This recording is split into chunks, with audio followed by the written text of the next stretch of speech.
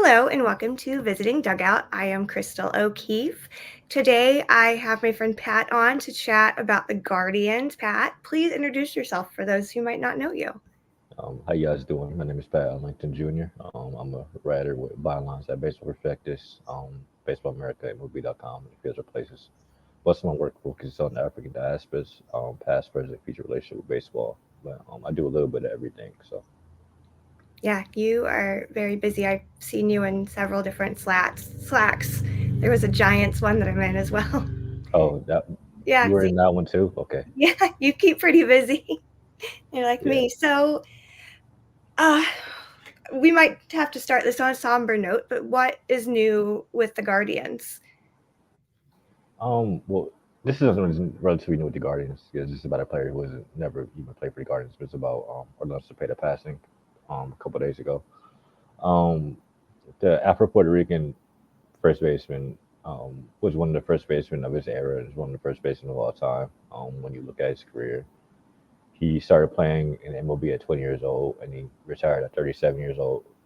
He's the son of a legendary Negro Leagues player, and his passing coming only a week and a week or so after the passing of one of his longtime teammates, Willie Mays.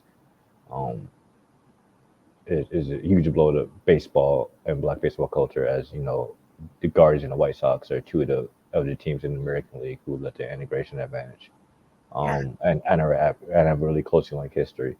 When you look at um, the history of the the Giants franchise in San Francisco, you can't tell it without Willie Mays and Orlando Cepeda, who are on the Rushmore of that organization's tenure in San Francisco.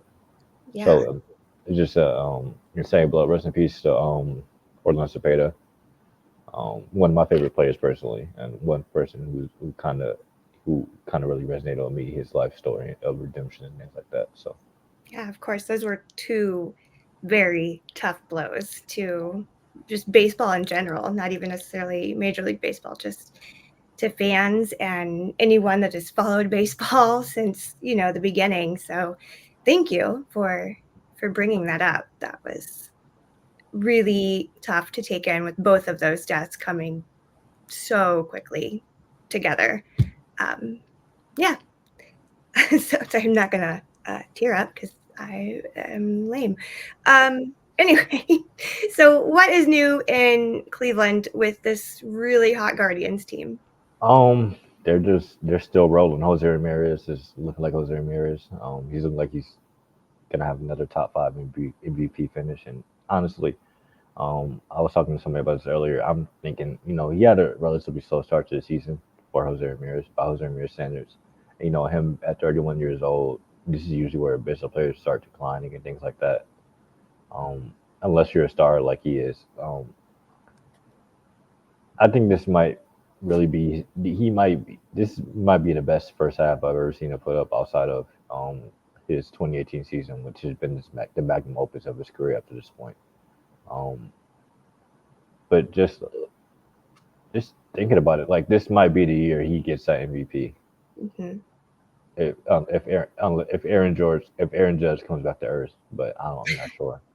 But yeah, I mean, he has Juan Soto to deal with too, and Bobby Wood Jr. and Gunnar Henderson. I mean, the position player talent in in the American League and National League right now is just really absurd, Yeah, yeah. and I've it shows you been, how good the pitchers are. That the yeah. players are still not are still like um striking out at the rates they are and things like that. I mean, it's just a bit absurd. And then you've got Stephen Kwan, who I feel like is just having a phenomenal season as well. Yeah, so Stephen Kwan, he's really taken that step forward that as one of the greatest as one of the greatest contact oriented hitters of his generation. For me, with Kwan, I honestly thought he was a tier below Luis Ariz, who I think was in tier by himself in terms of like actually being able to translate the bat to ball skills and the batting average in the modern Major League Baseball environment. But I honestly might think Kwan might be a tier above Arise and in the contact oriented hitter hitter rankings just because of how much better Kwan is at accruing extra base hits, whether it be doubles, home runs, or triples, and arises. And for me, I feel like Kwan is more fitting of those Tony Gwynn comparisons, and arises just based on how much better of a defender he is, and just based on how much better of a base runner he is. Arise throughout his whole career, even going back to the minor leagues, has always been just a bat, and has never had a good glove, and has never been a good base runner. Yeah. I really I just like when Arise gets compared to Rock Crew and Tony Gwynn, because those guys are more than just contact hitters. They ran the base as well, and they played defense.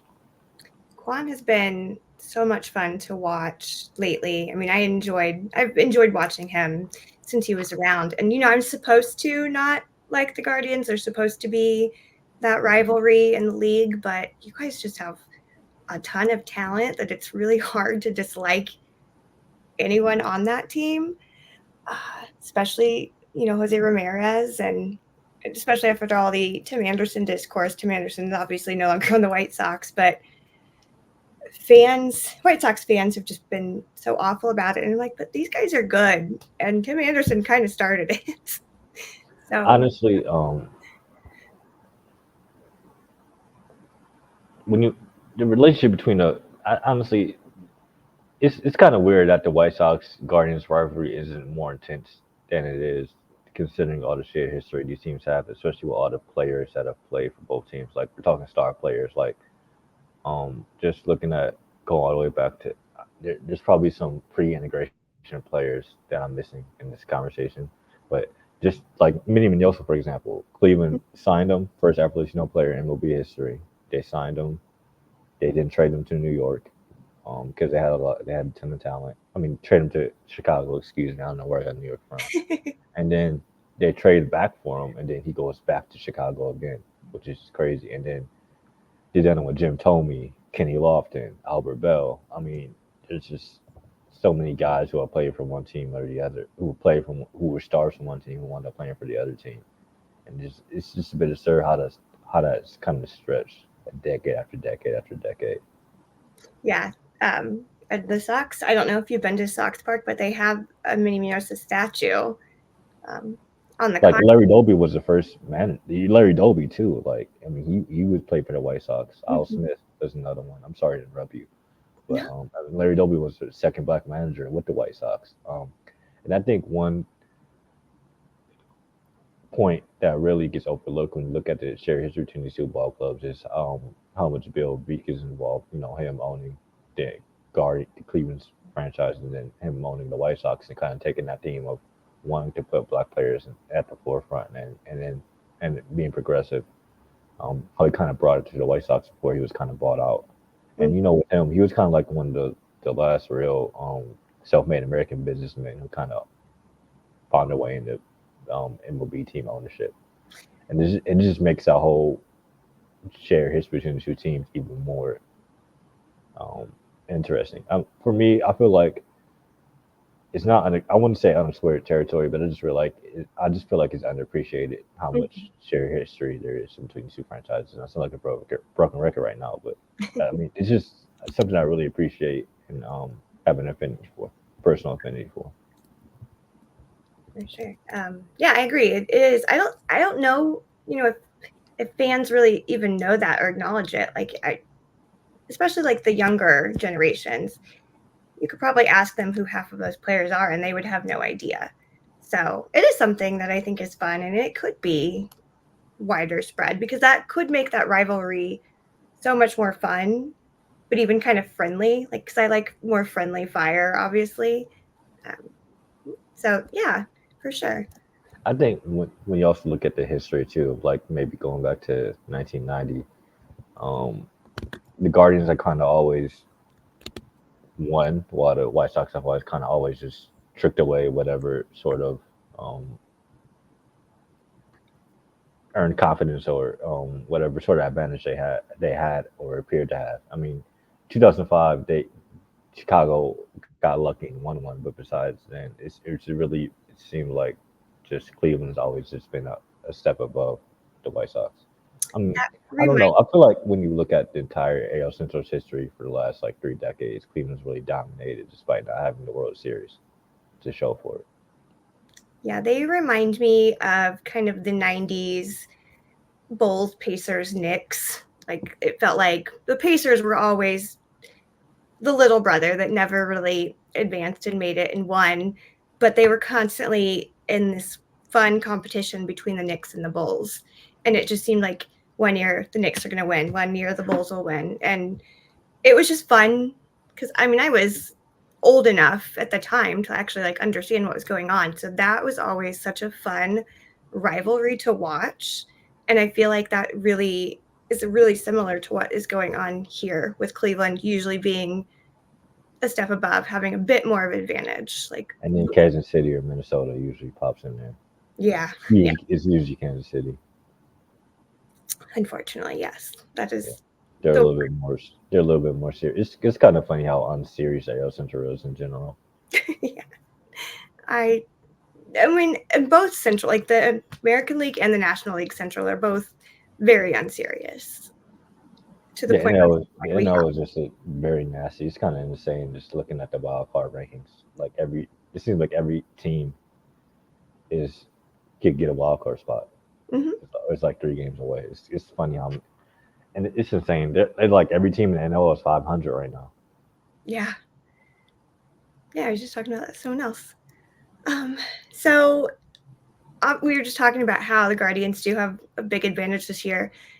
You guys are obviously the top of the American League Central, and you're the second best team in baseball right now, right under the Phillies, who have also just been dominant this entire series or this entire season. I mean, so how confident are you with the Guardians staying on top? Because I think you last time I looked, you guys were about 7.5 games just under the Phillies. So let me see. Let me see. Let me see. I'm confident they're gonna win the division. For me, I feel like there's a few guys that are overperforming. Um, in my opinion, that's just my opinion. I'm not gonna name names just because I don't want to piss people off for whatever reason. Even though I'm unimportant. Um, but for me, I just feel like there's a few guys that need to come down to earth. I feel like also um, the starting rotation is a glaring weakness for the Guardians right now in terms of health and things and whatnot and performance. So there's a lot of work, and plus this is a really young team that hasn't really had a lot of play of experience too. So I mean, they still got to kind of go through some things. They still got guys trying to establish themselves as major leaguers. You still got guys trying to find their roles and find their identities as whatever as position players or pitchers. So at the same time, they can all do that during the season and on the fly because I've seen teams with less do more than this team has. So the talent is legitimate. At the same time, I'm just not going to heap those expectations on them just yet because it's simply not there. It's not fair and it's not just there yet. Um, like for me, I'll have my expectations ready when they hit 90 wins. That's fair. Yeah. But at the same time, this is a really unique situation because this is a team that's really clicking to come together. You got the new manager Stephen Vault in there too for replacing Tito, which is a big thing. Hmm. But I mean, at the same time, if it isn't broke, don't fix it. I mean, you have a really good lineup. I mean, you have a respectable lineup. I mean, you got Stephen Kwan, Josh Naylor, and Jose Ramirez in your top three. I mean, that's really good. And then you got David Fry breaking out. Andre Jimenez is decent bat. I mean, and you also have the best bullpen in baseball by a very large margin with the best closer in baseball and 3 or 4 guys that will be eighth inning guys on other teams or maybe closers. So the talent is there. It's just a lot of. I mean, this team is a really more than the sum of its parts type of thing right now, and I mean that in a positive way. Hmm. Um, it's a really well built team. I mean, there's just so much to see still. I mean, July, August baseball tells you so much about a team.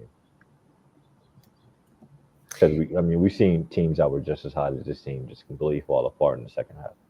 Yeah. Oh, yeah. some that didn't even make the playoffs, which was kind of wild to see. Speaking of, July and your strengths and everything, is there a need for anything specific at the trade deadline? Is there like a position that just really needs to be filled, or some kind of depth somewhere else? Starting pitcher. We need a starting pitcher bad. And that's one thing. I feel like the White Sox, I don't know if they're willing to trade in division, but Garrett Crochet might be an interesting add because Cleveland has the prospect capital to make that trade. And Cleveland also has the first overall pick in the draft, too, which I don't know if they'll trade that pick because they might use that pick to help replenish the system after making a big swing. But they need a starting pitcher in Garrett Crochet. He's probably the most viable starting pitcher on the market right now. Yeah, he's been great. I know while we're recording today, he's pitching, which will be fun to watch later. But yeah, I feel like everyone is eyeing him at this point. So I'm just preparing myself mentally for him to no longer be on the team and like just flourishing elsewhere, like all of the other previous White Sox starters that have left recently. Like best example is Reynaldo Lopez, who is the best pitcher right now in Major League Baseball with like the lowest ERA. He's quietly having a great season for Atlanta, right? Yeah, yes. Yeah, that's insane. And I mean, Chris Sale's doing great. Dylan Cease is doing great. Like all these people that left us for greener pastures are now just thriving. So we'll see. We'll have no one left at that point after July. So, and fun question before we just take a quick break. You've got tons of all-stars. So who do you think is actually going to be heading to the all-star game? Um, Jose Ramírez, Josh Naylor, Emmanuel Clase, probably Cade Smith. Yeah, okay. Yeah.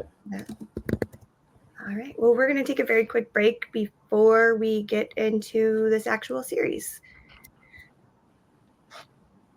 This is just where I vamp for a moment. This is where you like put your ad and everything. Yeah. If people are like actually, not a lot of people actually watch on YouTube, but if they do, they just see me like awkwardly doing this. It's fun. All right, let's get back. Okay, welcome back. First off, let's get into this pitching matchup. They actually had just updated today before I was finished with my notes. So the White Sox have Chris Flexen, who's got a bit of a high ERA, 5.13 right now. He will be Monday's game. And then Eric Fetty, who's been doing great.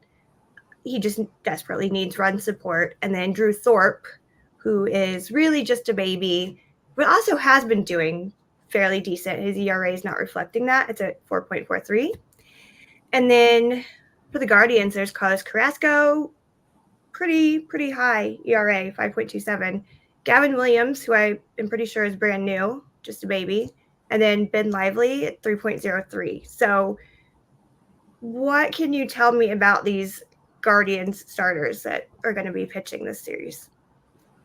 Cookie, veteran, came back to Cleveland.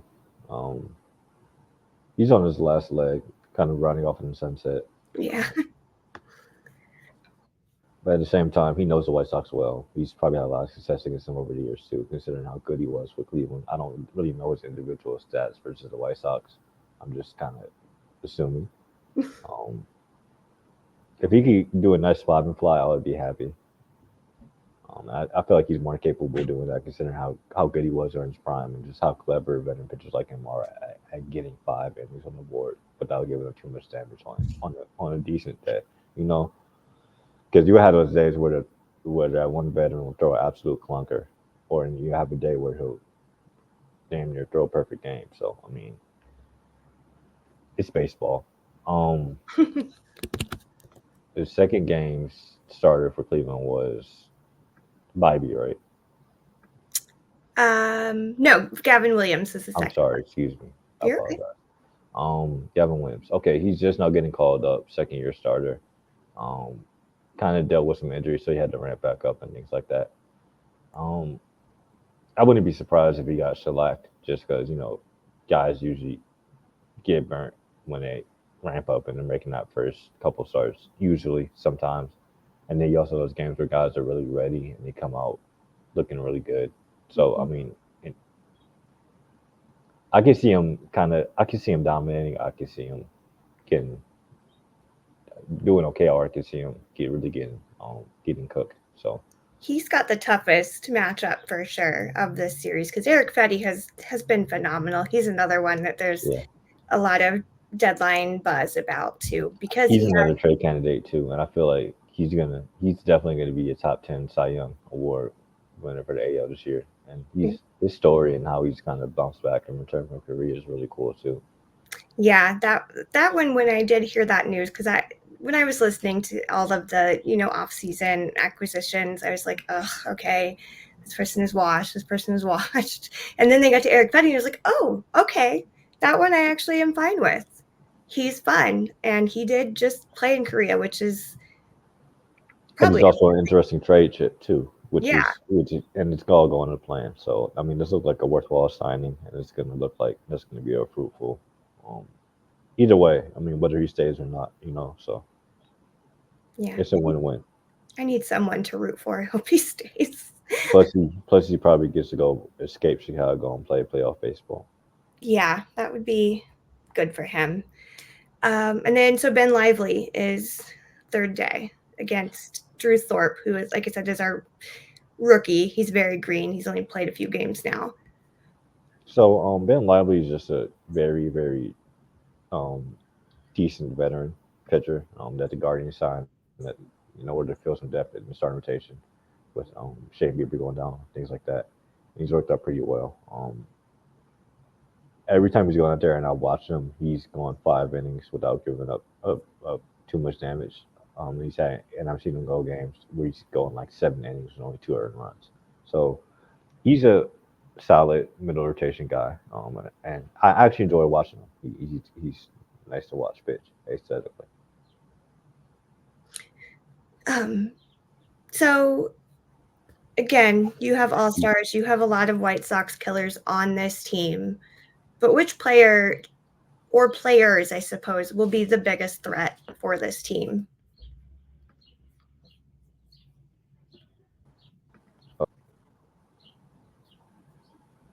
Oh, I'm sorry.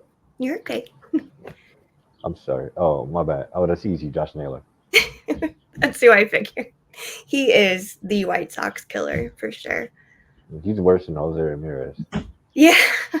And I'm pretty sure you guys never thought that would be possible. No, Jose Ramirez was like enemy number one for the longest time, and then Josh Naylor pops up, and we're like, oh goodness. Can you take me through your perspective of that game where he hit the grand slam of Fling Hendricks to tie it up, and then he hits the 3-1 home run in extra innings? Oh, I try to repress that game. No, he's and it's surprising that it came off of Hendricks because Hendricks is one of those. He was having a great year too that year. Like he's one of those dominant, very professional veteran closers. So for it to even come off him was pretty wild in the first place. And then there was that whole like alleged parking lot spat that happened that probably didn't actually happen. Wait, what? Parking lot spat? There was something that I can't even remember who was all involved. I just know that Liam Hendricks was involved, and he was like, that didn't happen. But there was some unfriendly discourse in like the players' parking lot after the game because people were salty. But again, I don't remember who was involved because it was a while ago. But there's always kind of been that team animosity against each other because, again, the Guardians usually have that edge and they're a feisty team, and the White Sox are kind of salty and often losing. But yeah, so that game was, I wasn't even covering it, but I was watching it for some reason. Maybe I had hope. But yeah, I sat there at the end and I'm like, no, that was a joke. Rewind. That was a joke. And it just, I saw all of these highlights after the game, and obviously every single person that like I follow, all of my Guardians mutuals are like sharing the video, and I'm like, I quit. I don't like baseball anymore. I'm done. That's funny. That's just. I'm looking back on it now. Like that's insane. That of all teams, it will happen to the White Sox too. Like Yeah, at home, or they're up 8-4. That's just man. that is why I feel like twice a week or so, I'm just like, that is so White Sox. That's my tweet. That is so White Sox to And they've happen. had some embarrassing losses this year too. The base running one that just happened, and then like it's insane. Like it's like an HBO TV show about a bad baseball team. Yeah. And sometimes it's even on prime time, which is even worse. They've Like been so embarrassing lately. yeah, Reinsdorf is one of the worst owners in American sports history. Just how bad he's let this franchise descend into this abyss. Like, and it's only gonna get worse as like when they trade Luis Robert, Garrett Crochet, and Fetty and all those guys. It's gonna be embarrassing. Yeah, people are constantly, well, now they can't, but people were sneaking in like banners and everything that said like sell the team and Oh, like he should. Reinsdorf. Reinsdorf should definitely sell the team. Yeah, like clown nose Reindorf. And finally now security, when anybody brings in any kind of sign, You got to see it. they security has to look at it, or like a blanket or something. They have to look at it because it has been passed down to not let anything like that come in. Um, which is sad because fans are frustrated. And I recently went to Oakland so that I could see the Coliseum before it's no longer. And I'm thinking like this guy also sucks. He's a terrible, terrible owner, and fans are so mad at him. But I could walk in wearing my Cell shirt that I bought from Oaklandish, and I like posed in front of the big A's sign with my shirt. Although when I got to Stomper, their mascot, the guy that his like handler was like, "Oh, I don't know if we can let you take a picture with him in that shirt." And I was like, but Stomper like kind of just grabbed me anyway and just put his arms like just Over. like over my chest to cover it. So I still got my picture, but like I'm looking at that and I was like, yes, it could be worse because Oakland is just in disrepair and that owner does not care about Yeah, anything. and he's basically just stripping that city. Like, it's insane the way Oakland's been treated, even because it's Mhm. been one of America's best sports towns forever, and it's just been really completely stripped of their sports culture, which is damning. And that ballpark was really neat. In fact, we went to 3 on that trip, and my husband was like, Oakland was still my favorite, just Honestly, for being so bad. it's funny just looking at like KC is the way Kansas City is trying to think about moving to Kansas in order to get those public money and things like that. It's Mhm. they don't want to invest in these like that ballpark should have been invested in like by that owner. Yeah, Like that was neat. that's a the Coliseum is one is a huge part of American sports culture, especially on the West Coast. Like,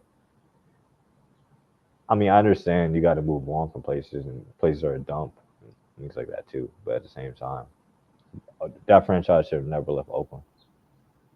No, and I mean it was so sad just kind of looking at this ballpark because they've got stadium seats that have been sitting there for who even knows how long, and they're in like the main parking lot where they do tailgating, and there's just trash everywhere. Things are falling apart, and I was like, this is how you That's the treat middle finger. very loyal fans. Yeah, that owner. Yeah, it's kind of insane how low John Fisher is stooped. Like, isn't like even the stories about the gifts he buys retiring players and stuff like that is crazy. Yeah, he's so cheap. And I'm sitting here thinking like it could be a lot worse. We could be in the same situation as Oakland, but man, Jerry is just declining so much that I feel like we'll be there soon. And then Definitely, he had the audacity to ask for like $4 billion to build a new park in the South Loop, and people just kind of laughed him out of the room. They're like, "No, you're a billionaire. You can pay for it. Also, your team is trash right now. Like, if you like guys were winning a bunch of games, maybe we'd reconsider, but taxpayers do not want to pay for that new stadium when you can't even put decent product on the current field you have."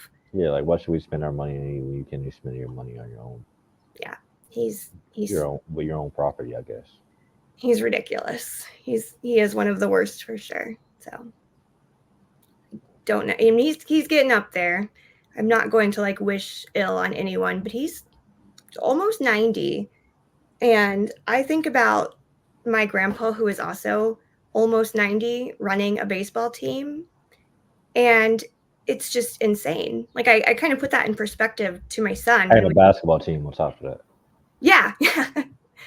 And I put this in perspective with my son. I was like, imagine Poppy running an NBA team and an MLB team at the same time, almost 90 years old. And like my grandpa has a bit of dementia too. And I was like, imagine him doing that. That is exactly what it's like with Jerry Reinsdorf right now, owning my two teams that I actively root for. And he was like, oh yeah, that is painful to think about. Poppy couldn't do that.